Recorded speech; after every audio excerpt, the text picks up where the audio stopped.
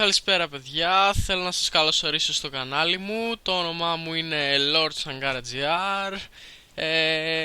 Είμαι καινούριος στο YouTube και αυτά τα βίντεο που θα ανεβάζω θα είναι βίντεο Minecraft, όπως βλέπετε και από πίσω. Θέλω να σας πω δύο λόγια για μένα. Είμαι architect σε έναν server που το όνομά του είναι Tomorrowland. Και είναι πολύ καλό server, μπορώ να πω, από τους καλύτερους για μένα. Είναι ελληνικό server, είναι μέσα στους top 10 servers, στους 10 καλύτερους servers σε όλη την Ελλάδα. Και το style αυτού του server είναι medieval, κυρίως medieval. Και είμαι architect σε αυτόν τον server, δηλαδή χτίζω. Το style μου είναι medieval, μεσαιωνικό. Και αυτό, δεν έχω κάτι άλλο να πω. Θέλω να σας ευχαριστήσω πολύ που με βλέπετε. Τα βίντεο που θα ανεβάζω θα είναι κυρίως τα βίντεο που θα ανεβάζω, ναι, θα είναι Minecraft.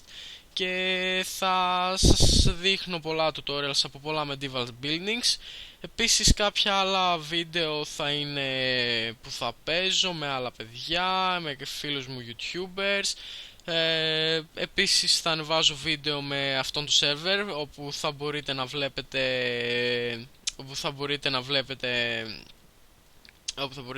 τα buildings πώς γίνονται, τα buildings τα οποία θα παίζετε σε λίγες μέρες, πώς γίνονται, πώς δημιουργήθηκαν block by block.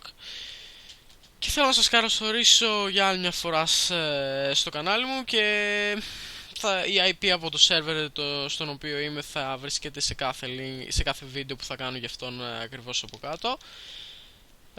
Ευχαριστώ πάρα πολύ που με είδατε. Τα λέμε.